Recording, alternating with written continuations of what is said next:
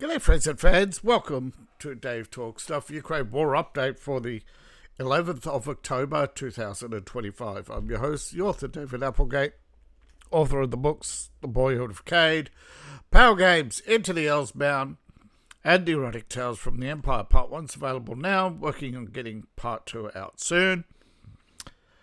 Thank you to all those who support the channel. You support the channel through Patreon, buy my books, buy my merch. All my links are in the link tree. You can scan the QR code or wait till the end of the show. Hey, you know what this should be called, right? A list of some events. Because, like, reality, right? Reality check. There are hundreds of events every day. But it's rare for any Western media, even rare for the Ukrainian official seal of approval, to go out and actually show the Russians hit something of importance. This is a fire at an Odessa factory, which you can see trailers, or prime movers, and what appears to be a container park on fire. You can barely make out the container, but it's blown open, so, you know, obviously the contents were not just flammable, but explosive. So it's rare that Ukraine admits that Russia actually hits military targets. Oh no! Zelensky is embarrassed. Russia waited for bad weather before launching a strike, which of course reduced the... Here we go, the cope. The weather conditions reduced the effectiveness of Ukrainian air defences, but by only 20 to 30%. Yeah, more like, way more like 100%. Peace process does actually continue, though the leaders of France, Germany, and the United Kingdom continue to be belligerent. Putin, meanwhile, is negotiating with the United States still. Zelensky is speaking with her Starmer and others, trying to make out that he's the good boy. I'm the good boy, says Zelensky. See, these dictators tell me I'm a good boy. Alright, so I'm not doing myself any favours with the algorithms by telling the truth, am I? But Ukraine is broke. They're actually beyond broke. The country is officially delinquent. It produces insufficient goods to cover its debts. And I don't mean just now. I mean, even if there wasn't a war, Ukraine would still be broke. Okay? They are insufficient. They are unproductive. The majority of the country is unproductive. Usually a war, you do see a dip of, some economists say anywhere from 20 to 30%. Depends how much. I mean, World War I in particular, you saw a major, the British pretty much killed their economy, so did same again in World War II. But usually it's not this bad, because don't forget, this war is bad, but it is not on the scale of World War II. Okay? We should only see a minor... Ukraine's only lost 20% of its GDP. It should technically also have less liabilities. How does its liabilities increase despite all the military aid? Remember, it gets aid equal to its GDP per month. Okay? Around $7 billion a month. It should be easy peasy for the Ukrainians. This shows you either the level of corruption or the level of destruction. One or the other has to be, well, it could be a mix, but one has to be lied about more than the other, right?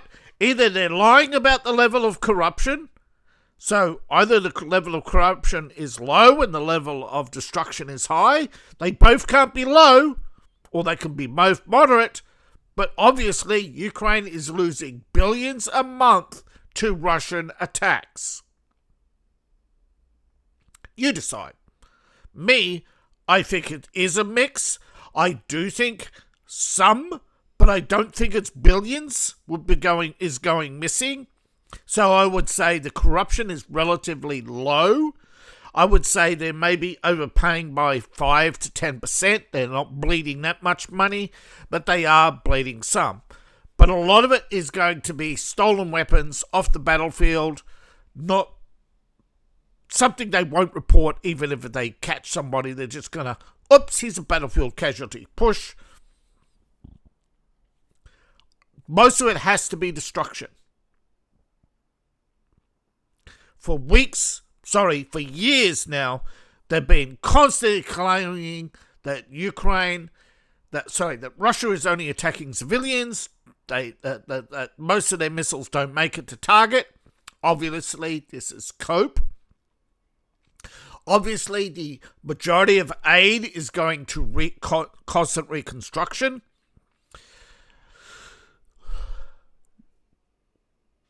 Obviously, the majority of the country we see is locked down. So obviously GDP, particularly with the focus on drone production, they should have millions for the money they get. They could easily be producing hundreds of drones per day. Most don't make it to target, let alone make it into Russia. Most don't make it across the border. Most don't make it to target. Most days, Ukraine fails to hit anything of significance. Ukraine often says how they've destroyed something when they've only inflicted minor damage. Ukraine has claimed over and over again, like, we destroyed this much of the Russian economy, yet the Russian economy grew by 0.5%. That's not much, but it's better than most countries around the world right now. The Russian economy actually needs to grow by at least 1.5% a year to get out of debt. So there has been impact on the war. But remember, it's not Zelensky who's done the impact. It's Trump who's made the impact. The Russian economy could be around 5% growth right now if it wasn't for the war. And the majority of damage is twofold. One is the fact that Russia sells its oil too cheap. Two, Russia has lost customers. But the majority of loss of customers is not due to the war. It's due to the economic collapse in South Africa, Pakistan, the reduced trade even with North Korea, but the majority of Russian trade with China is reduced. Again, there's a lot of overlap that has nothing to do with the war and more to do with the fact that Xi Jinping himself, and been pointed out by many method analysis, is the architect of the Ukraine war. And I think Western intelligence know the timetable, the payment structure, the goods and services, and know that the Chinese are running out of ammunition. This is why Russia has been buying ammunition from India. Now, of course, India geared up a year before the war to produce ammunition. So this shows the level of planning. Now, South Africa was meant to be producing armoured vehicles for Russia. So China was meant to be producing tanks for Russia. They had it all mapped out. What happened? China's steel production. They're not moulding tanks, they're welding them together. Those welds on the battlefield condition break. Russia had to cancel tanks. As you see, Russia had to reorganize a lot of its production. Russia had setbacks in Iran with Israel blowing up Iranian arms industries. The the amount of equipment that Russia got from Afghanistan was significant at the beginning, but they never accounted for battlefield losses. I think that was one of many mistakes. I think people have pointed out time and time again that probably the North Koreans,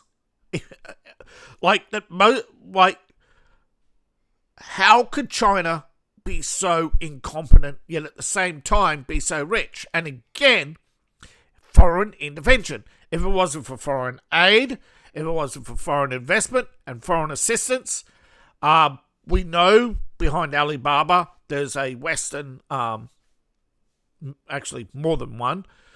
Most Chinese billionaires, there are actually more Chinese billionaires than American billionaires, and there are more Indian billionaires than American billionaires right now. Don't blame Trump for that. Those they effed around and found out with the economy. They bet against Trump. They shifted their money to China. They shifted their money to India, and they've pretty much made other countries richer in the process. It's a long-term process. And you look at Tencent, the growth of other countries. China has strategically placed itself, but again, that is because they have a lot of help. But this help is running out of ideas, because one thing they never counted on is the randomness of war. There's been many questions put forward. Can you mathematically calculate the outcome of war? Well, we've seen recently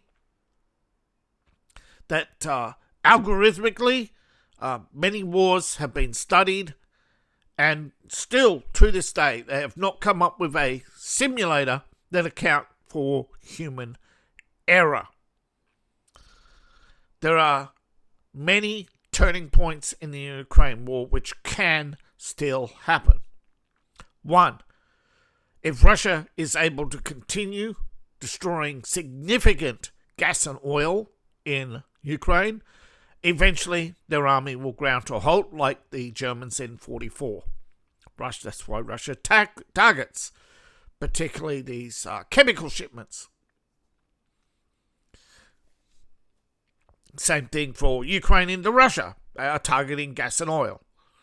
Okay, let's not pretend that Ukraine is not holding its nose and holding its breath, hoping that it can destroy more of Russia than it can be, tit for tat.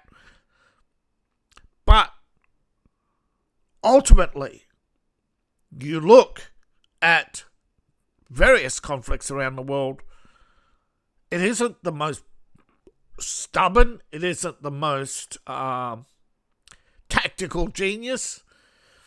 It is the turning points of the war. And if you can meet them head on and achieve them before the other person, that is the loss of will to fight, which usually comes either from the loss of the breakdown of logistics, if you can deny the enemy fuel, if you can protect the food,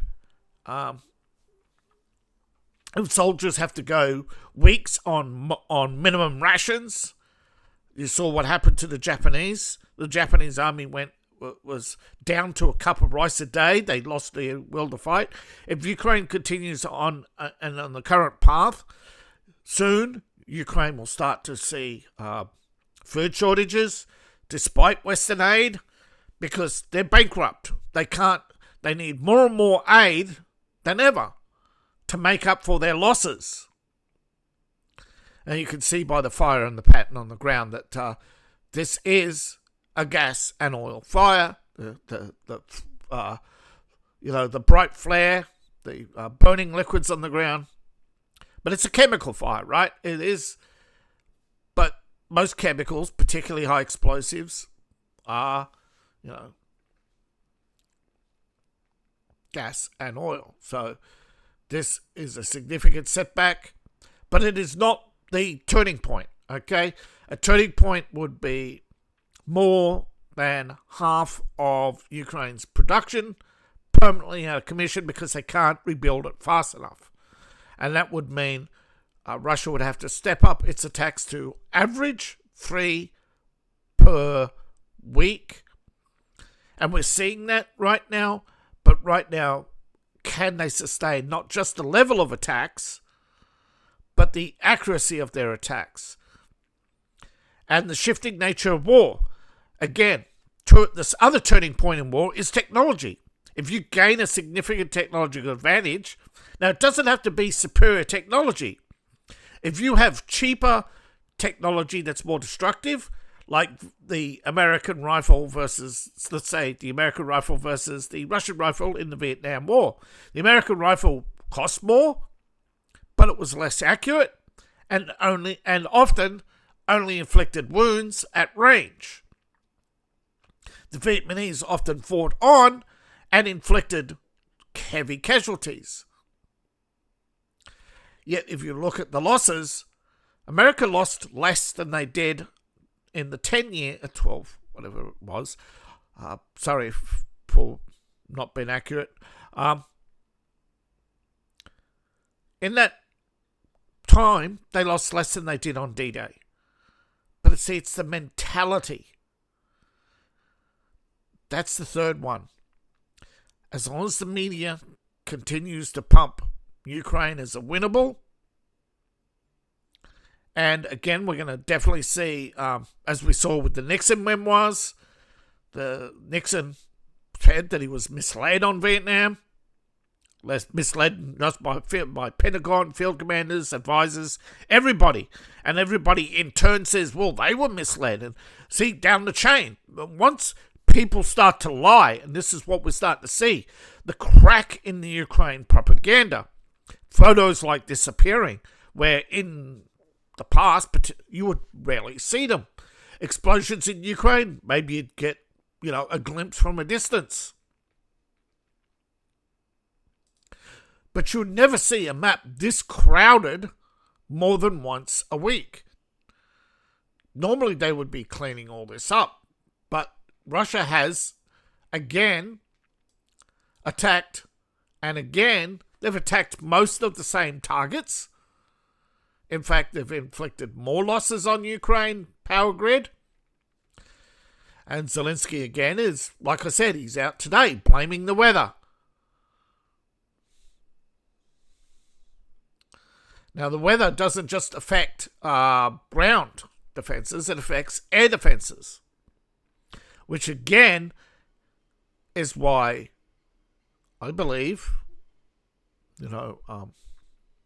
particularly with Ukraine, is depending a lot on drones and early warning systems. And the bad weather, I think he actually means Russian jamming. But there's also accusations that Chinese satellites are helping Russia. Sure, China may have a couple of surveillance satellites that pass over and may provide some photographs at a cost, of course. But don't forget, Russia has its own network of 112 estimated different satellites, ground radar, etc.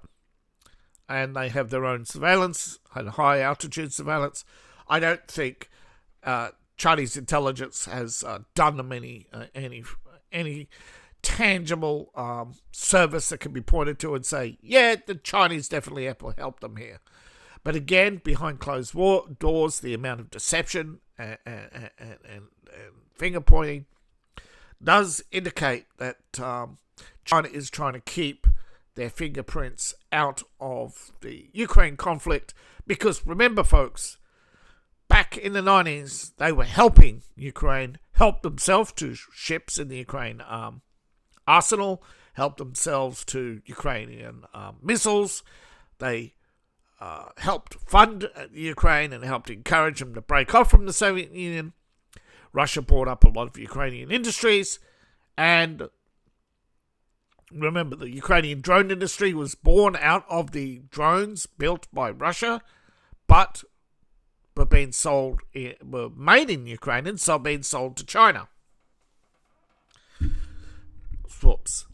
Now, this is important because China was meant to be building up its arms industry, and unification was supposed to occur, and now they've pushed unification of Taiwan back to 2027. And this is creating destabilization because now a lot of investors are going, Ukraine war, first Ukraine, now Eastern Europe could be involved in war, so a lot of investment is shipping to the United States. So a lot of industries, small and medium industries in China, things that aren't considered essential, particularly except maybe ceramics, but a lot of your ceramics companies, they're all, even some of those, they're moving to India or Vietnam. Actually, a lot of them, third, have moved to Mexico, which is the largest relocation. All in all, 27% drop in industrial output. Yet somehow China's GDP grew. I call bullshit. You can't have a huge drop like that. You can't have half of Shenzhen shut down and claim there's no GDP impact when Shenzhen, maybe like every city is like only a percentage of your GDP, but like if you lose a city or even half a city, you'll see at least a few points down on GDP, which is why America is actually seemingly to spread out more of its industries, although they've definitely had some setbacks. People not keeping their promises is no fault of the president. But the Japanese seem to be keeping their word, and that's significant. The Japanese have a large air force now, mostly of American aircraft. They have a large missile contingent. So definitely we're seeing the reason why the Ukraine war is being prolonged is China is pushing Russia, and I think it's a gun to the back. I don't think Putin is willing in this. I think this is why Trump is as patient as he is that he realises what the complexities are. Nobody wants to say it in public, but I think Xi is strong-arming Putin. Putin doesn't want to appear weak to the Russian people, but the Russians, they're not tired of the war. They are tired of the Chinese. They are turning against China, talking about how China's not their friend, the trade is imbalanced, all sorts of things they talk about, they're talking of China as a fair weather friend who comes in, they talk about how much they love Russian goods, and they get the Russians to move their industries to China, and as soon as they move to China, the Chinese take it all over, and then move into what's left of the Russian side of the industry and take it over, and then say, what are you, anti-Chinese?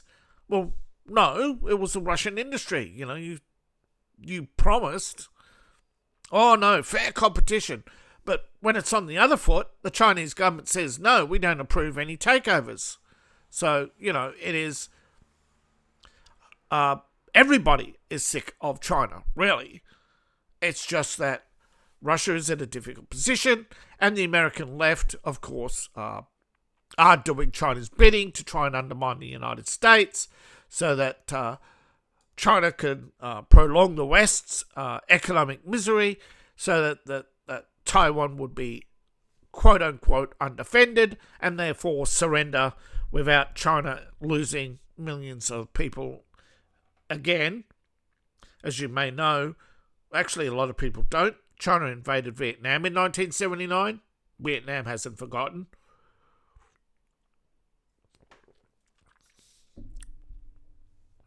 And recently, lots of Chinese were expelled from Japan, South Korea, and Vietnam, and the Philippines. The world's imbalanced trade, primarily what you call front-loading, is caused by the launch of Temu. Temu selling so much stuff. Well, the problem is once you have a house full of stuff, you ain't going to buy more, right? You're not going to throw stuff out, You're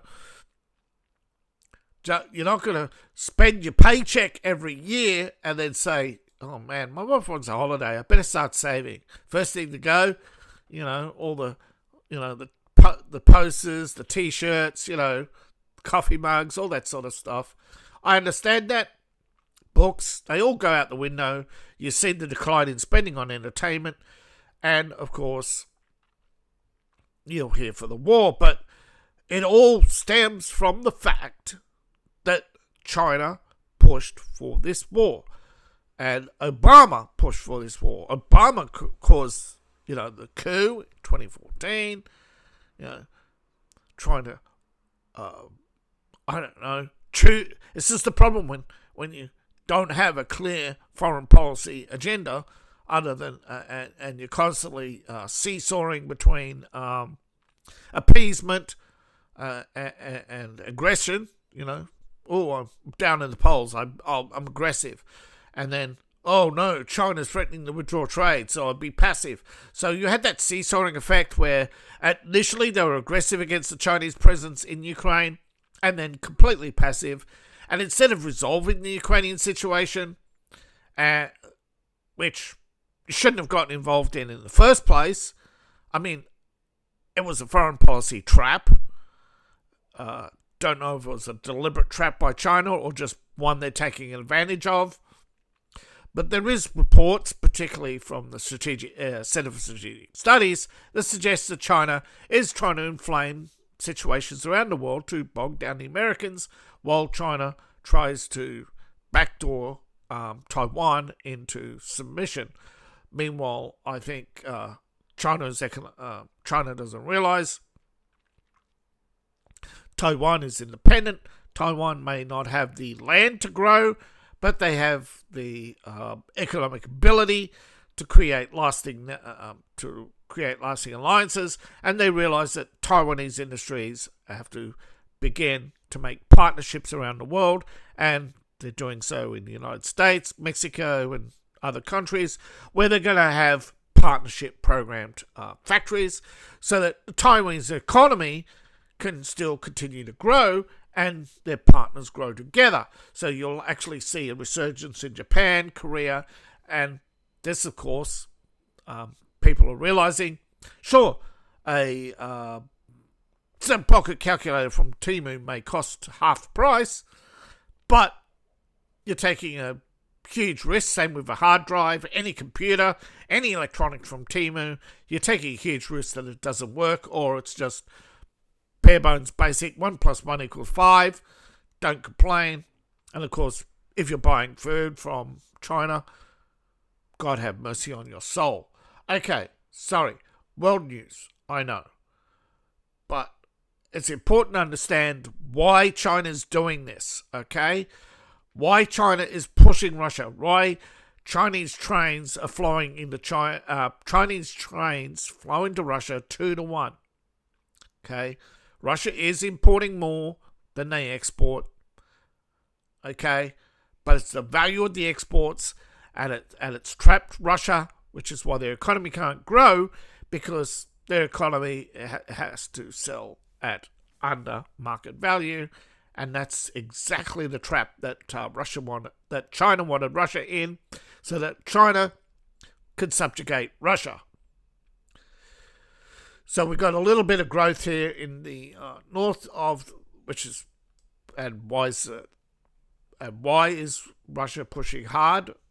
Well, they want to end this war with victory in Kupiansk. Of course, they've advanced a little bit here. As I said, they'll go in the flanks, come around the Ukrainians. They need to end this war, create a huge buffer zone, and then focus on national issues and countering Chinese influence. So they are trapped. They can't end this war as cleanly as they want, but they have to have something to show for it.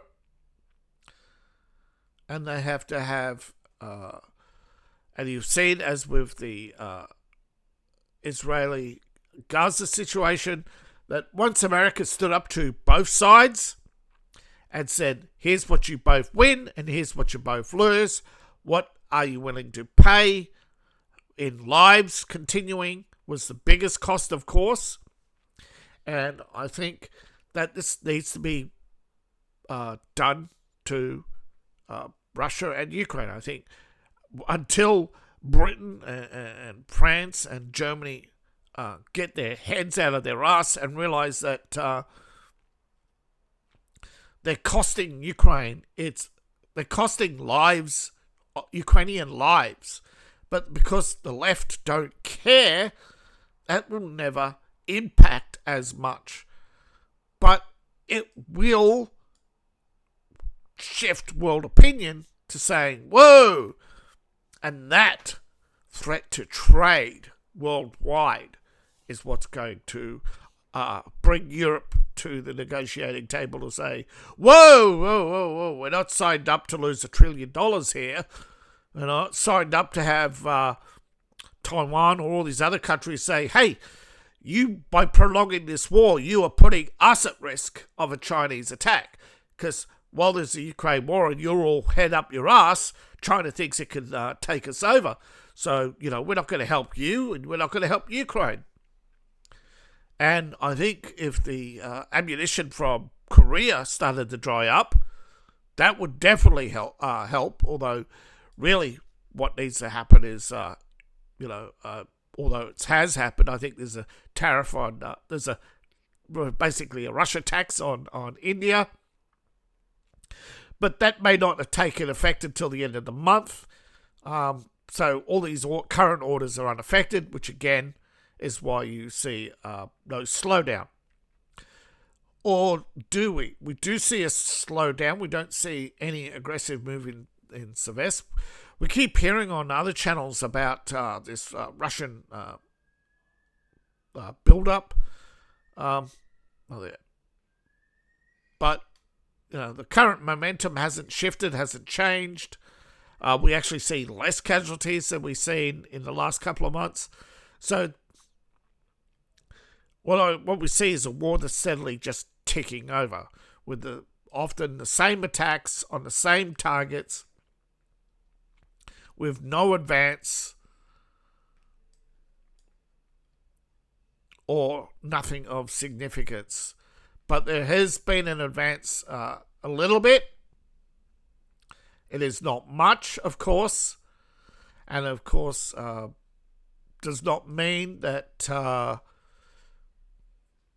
these towns are going to fall tomorrow. But there is advances in several fronts, particularly in the centre. An advance, but no retaking yet of this area. And again, this is unusual, but normally, but one Ukrainian offensive in 3 months, 2 months. And the last ones at Pokrovsk, the last ones were here, and you can see they're wiped out. So we see a little bit of advance here as well, which is unusual, but, wherever they can advance and the Russian commanders believe they can hold the territory that they advance into and are able to move up the man equipment, dig trenches, etc., and they get air defenses, so be it, they will. But the Russian momentum has not dramatically increased. As seen here by the reports from Russia itself, only 5 towns, so less than the average of one a day.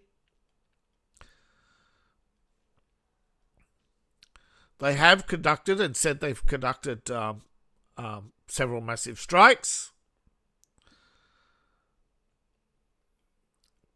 The casualties for the week are in the thousands on multiple fronts.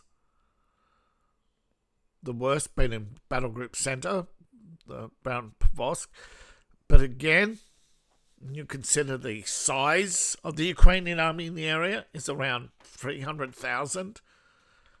The Ukrainians are not bothered They are not retreating. They don't seem to be affected by their losses. Yet, I think quietly behind the scenes, there is some panic. Ukrainian's ex-prime minister has announced publicly that Ukraine's 2025 budget is short of funds, and they are requesting a 7.2 billion increase. Now, the Russians say no one's hiding the fact that Ukraine is in default. Multiple payment deadlines have been missed. The budget committees have been desperate, trying to get more loans, get more funds. And the UK has said they're ready to release the first round of funds from the Russians. The money that has been frozen. So UK is now going to be violate the law, and this is a test whether or not we'll see how many countries withdraw from England, and what economic effect it will have. If devastating, of course, Keir Starmer will pay the price politically, but he won't go to jail as a criminal, unfortunately. But ordinary people will suffer. But here's the thing. Are these companies willing to risk it? And I think a lot aren't. I think a lot will stay simply because they want to buy up those assets that UK will sell on the cheap. So India is definitely, I believe, lining up to betray Russia and buy up those stolen assets. And we'll see what happens later. Now, UK ain't the only one, but they are the first ones to announce that they're going to start selling off Russian assets. I think Brussels is talking about interest. Again, these are just talk.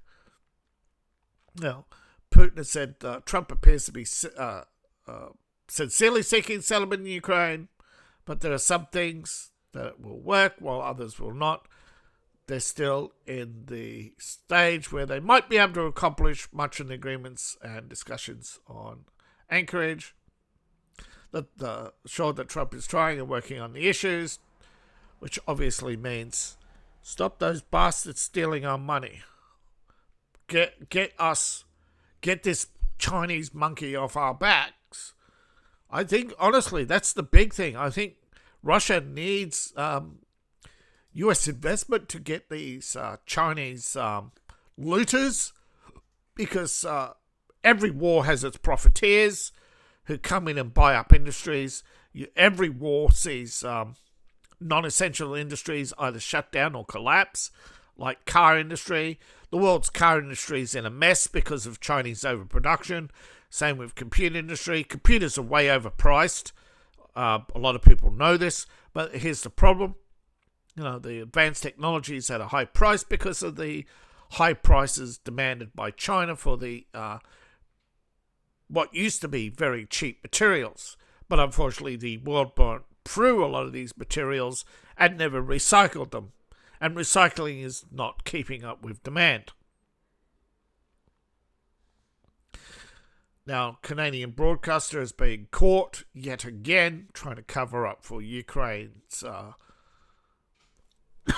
politics. And as you can see, 3rd Assault Battalion has a not see, you didn't see this one coming, tattoo, and a number of agents, whatever you want to call it, several involved in NATO training. They know that where the symbols come from.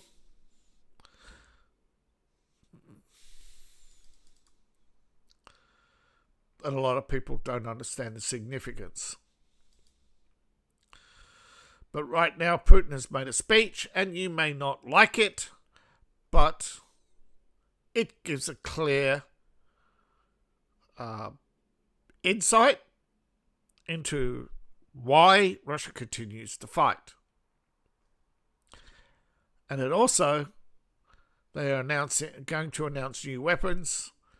Now, we've seen this before. We have seen announced new weapons, and some of them, like the 6.8, did not make it to market. The new 50 cal rifle did not last long. Even you could test a tank in all manner of ways, but it could get to the battlefield and just one lucky punch or a flaw that trust me, mistakes are made and people sometimes don't see them until years later. But the thinking is clear. Russia believes its fate is on the table, okay? You take the pressure off Russia. You make sure that Russia doesn't feel like you're going to destroy them, and you will get better results at the negotiating table than Zelensky's all-or-nothing mentality. Because, frankly, sooner or later, Russia will turn Ukraine into a graveyard if you keep pushing the narrative that Russia must lose. The best settlement is Ukraine doesn't win. And that is enough for Russia, I believe. We're yet to see, but remember, Russia is watching the outcome of these has said they're watching the outcome of these various peace talks that Trump has had to see how his follow through, what comes, what promises are made and kept. So that's where we're at. But as we see, there is a what would you call it? North of Pavlovsk, there was a Ukrainian military position, a gathering point for trucks and, resupply. But Russia having flanked Pavlovsk from the north, and remind you, right, yeah. There's Pavlovsk. To the north, you've got the rail line, but you also have a road that runs up. Okay, you have an area here. And you may not realize, but it's in pretty clear. It's in easy artillery range from artillery up here could shoot right across into the center of Pavlovsk. And this area up here is in the firing line. And is no longer safe, although with the Russians up to the edge of town, their resupply lines on both again, Russia's made advances here to put this. There's one of their bases. There's another one in this area here. I believe this is the one here in this photograph and this image. And you can see the vehicles that were coming in have been slammed. Look at them all. There's recent. Look at that supply truck on the rail line. There's the rail line, so it's coming from the north. You can see the open fields there. Some of them are completely burnt. Completely. Right. You see those white marks? Those are whited out bodies. They're covered in tarps. The Ukrainians haven't. There's another look at the intersection. Completely blown out. Armoured vehicles. Completely blown out. Okay, their hatches blown out. They've been penetrated by unknown round that's exploded on the inside and just completely blown them out. So, a high velocity, low caliber cannon shell has pierced through and exploded on the inside. This is, of course, probably deployed rocket artillery. which can have up to 30 to 70 kilometer range. So Pavosk, tire park, truck park, huge losses, huge. An entire convoy destroyed. So you can imagine how angry Zelensky is, and he's whining about air defences. Well, my guess is why he's whining about air defences. Got droned. Russian combat drones with anti-tank weapons. You don't see the blasts of artillery around, do you? Precision laser strikes? It would be a drone strike from the air. I said it could be rocket artillery, but then again, looking at the lack of this, with the artillery, there's a few flashes here and there, but this wasn't an artillery bombardment. No, I think this was a precision drone strike. And if Russia could carry out precision drone strikes like this again and again and again, you can see that vehicle was hit back here and went off. So they've come down this road. You can see how well used this road is and the smoke line. So all these vehicles, they've hit them all. An entire convoy. There's truck park. Gone. Normally, all drones will go off the road and, defend. But the drones weren't flying into them. I think the drones were firing missiles at them. And you can see the effect. I mean, you've seen previous drone explosions, right? The drones blow up, knock off a tyre, break windows, set fire to vehicles. This is penetration. You can see the vehicles are penetrated, burning on the inside. You can see they're blowing out, doors blowing out, smoking on the inside.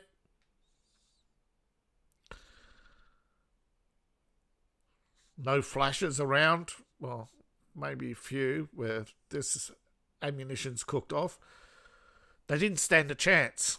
And if Russia could do that every day, again and again, a dozen missiles, a dozen hits, that's every day. That will choke one town at a time, choking off the supply one town at a time.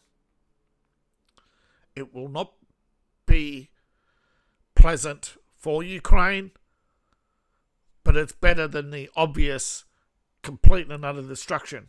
You either lose 18% of your economy now or 30% by the end of the year. Because once this escalates, it'll be vehicle after vehicle every day. Every day it will read vehicle, vehicle, vehicle, vehicle, vehicle, trucks, trucks, trucks. It'll be throughout Ukraine, across the entire front. This right now tells me Russia's still working it out. Otherwise, we'd see more of this on multiple fronts. But Russia is definitely stepping up the strikes. And they are targeting the electricity. There's no way now Ukraine can redesign its entire electricity grid. They're going to have to get more portable generators. They're going to have more mobile air defenses. This, of course, is coming. We know this is coming. We know America has released 7 new air defense types. One is a mobile microwave jammer emitter. The other is a new long-range missile. There is a drone, anti-drone laser. The Japanese, of course, have a railgun. Ukraine wants all of this, but as a gift. And these countries, you know how much some of this stuff costs, right? Ukraine's GDP couldn't cover the... you know what Ukraine spends on its war? Wouldn't cover the cost of the Japanese Air Force. Sure, it would help Ukraine. But it would destroy... But to wipe out 10 years of Japanese growth and investment and training. And for what? Zelensky in office, Zelensky part of Europe, a permanent blight on our doorstep, million dead because Russia will just unleash its missiles, as they've proven in the past. They're willing to unleash massive devastation. Sure, it's a nasty negotiating tactic, but it's still a legitimate nasty. It's nasty as it is, it's still war. And nasty is how you win wars. You don't win wars with polite. This ain't a fencing match, in some 17th century villa. It ain't knight chivalry. Did not work when your enemies were setting fire to your fields and killing the civilians, or throwing sheep into your wells. Chivalry failed. Okay? The lack of chivalry brought us, and that lack of chivalry by the Ottomans and the Saracens hardened Europe and resulted in World War I and II. Now, right now, Europe is trying to distance from that violence, but Ukraine is pushing hard for more of that violence, and I think the cost of victory in Ukraine will be worthless. It'll be another blight on humanity, and it's better to end it now than to suffer a catastrophic loss of life in Ukraine just so Zelensky could stay in office and be Captain Sky Shield. There are better solutions, better answers, and we get behind Trump and push hard for a settlement, freeze the battlefield, get both sides to pull back a little bit here and there, get Zelensky to swallow his pride, step down and hold elections. It doesn't have to be straight away, you need time. But the rebuilding of Ukraine, Trump has already got that planned. It's already covered. Ukraine ain't going to take us for a ride anymore, hopefully. And hopefully we'll have a peacekeeping contingent that isn't gutless like Canada, or corrupt like Pakistan in Haiti. Canada really, really, really is a horrible place. It's just, you've mistaken politeness for kindness. Canada, just because you're polite doesn't mean you're kind. You have fucked the world with your arrogance. And I honestly think this war, with Carney now promising more supplies to Ukraine, is just costing Ukraine lives that don't need to die. Just because Carney wants to see more carnage so his economy can grow. Right now, we have to learn to deal with zero growth economies. Okay? We have to deal with production limits. And limits on AI and limits on everything to keep and maintain jobs for as maximum amount of number of people. Those are the things that we should be talking about, not the Ukraine war. Thank you for watching. Please like, share, and subscribe. Please support the channel. You can support me on Patreon, buy my books, buy my merch. All my links are in the link tree, description below, in my profile, or scan the QR code on the screen right now. Really appreciate each and every one of you. Of course, I need your help to spread the word, spread the message. And of course, just in case you wonder, no, I don't like Putin. I think his anime bans are childish. I think he's overestimated his friendship with Xi. I think he's been played for a fool, and he just doesn't want to swallow his pride. I think he can still achieve a wonderful end to his long career, set Russia up for life as a US trade partner, set Ukraine aside as a buffer, put no conditions on Zelensky's fate. I think if Zelensky, however, continues to demand Putin step down, Putin should demand then Zelensky's head on a platter as a war criminal. Russia needs to document the war crimes. I think everybody's got their hands dirty, though. Please, the best way out of this situation is no more recriminations, no more tit for tat, no more revenge fantasies. Let's put this to bed. Thank you. Bye for now.